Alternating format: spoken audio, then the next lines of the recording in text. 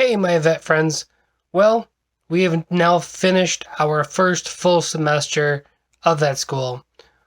Me and the rest of my classmates of the year 2024 are now 1/8 veterinarians.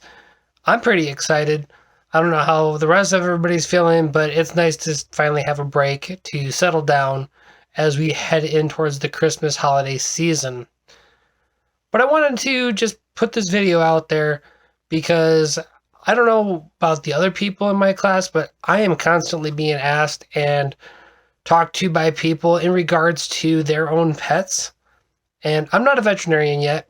I'm still learning. But I did want to bring up and address causation versus correlation. I got an email from a relative recently that, well, I'll just get into it. It's very interesting. It's about Bravecto. If you don't know, Bravecto is a flea and tick preventative that is orally taken by your pet.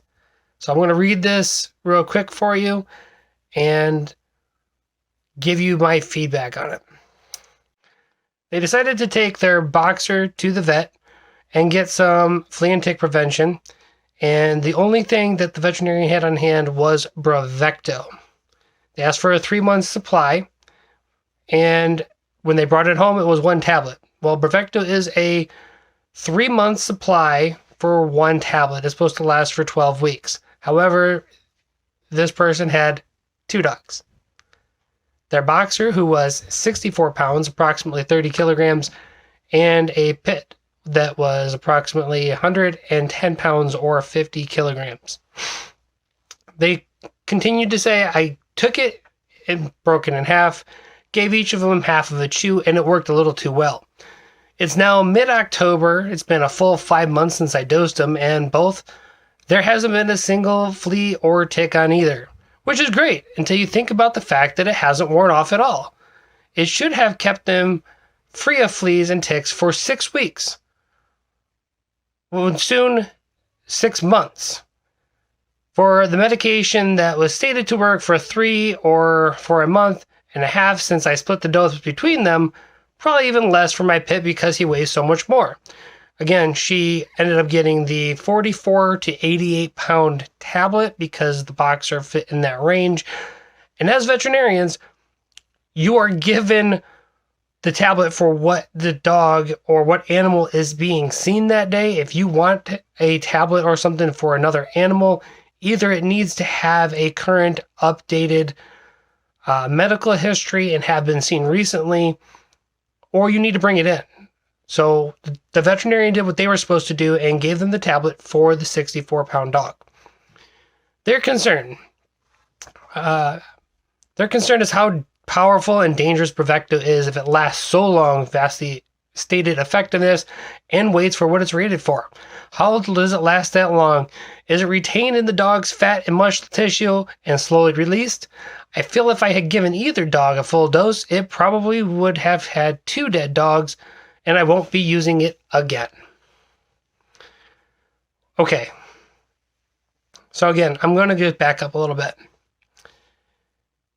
Causation versus correlation. You give the dog the medicine, fleas die. That is causation. But the fact that your dog is flea-free for 6 months is a correlation. The dog may not have contracted fleas. Hopefully you're not bringing them home.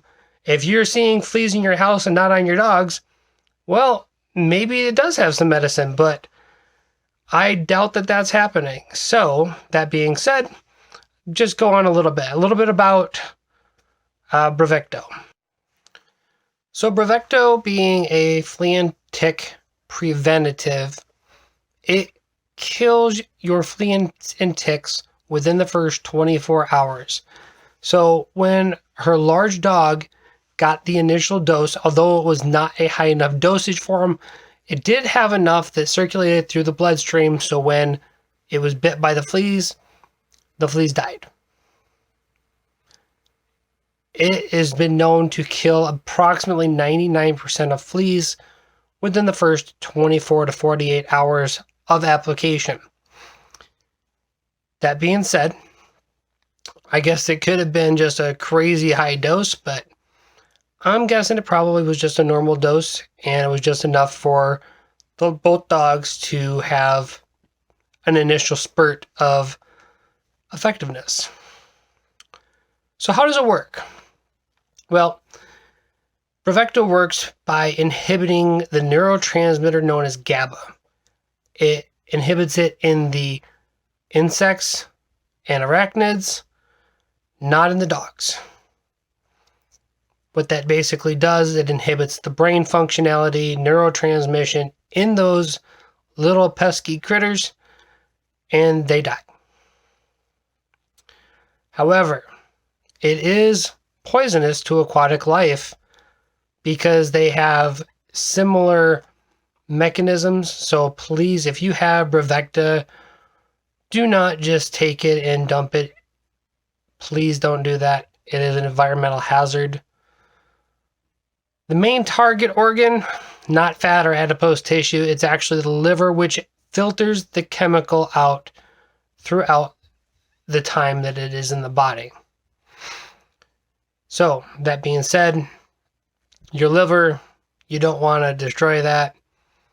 It's going to metabolize the stuff. So if you start noticing vomiting, diarrhea, lethargy, other abnormal signs, maybe a loss of appetite, or maybe that you notice the skin becoming dry or whatever, contact your veterinarian. Let them know. If you're taking this or have your dogs taking this or any other medications, you notice these kind of symptoms, let your veterinarian know. It may be time to change what you're using. However, all the studies that we have show that there is no toxicity up to a dose of 1,000 milligrams per kilogram of body weight per day in these animals. Yeah, so I just wanted to pop in, and the 1,000 milligrams per kilogram per day, that is for dermal use. It's actually 10 milligrams per kilogram per day for oral use. Still well within range. Just fine. Her animals are going to be, what is that? 50 and approximately, 30 kilograms and 50 kilograms. So you're taking 1,000 milligrams and you're dividing it in half. So you're giving each dog 500 milligrams. So that's still well under what the toxicity would be for her dogs. So there's no chance that her dogs would have died from this. The full dose would have been fine. I'm happy that it worked out, that she was able to have the dose and actually have a good kill on the fleas. Because I know as a kid back in the day, we had cats and dogs in the house, and there was a time where we had fleas and nothing worked. And I mean, we flea bombed the house probably 3 or 4 times before we finally got rid of these things. And these things like Bravecto and Simparica and NexGard, they are amazing tools that we can now have to use for these problems. Don't discount them just because they seem like they're too effective. They are good quality products. Do your research. Do your background checks. Make sure that you know what you're looking at and what you're talking about. And if you don't know, by all means, ask a veterinarian. And again, lastly, this video is in no way designed to prevent, diagnose, or treat any illnesses.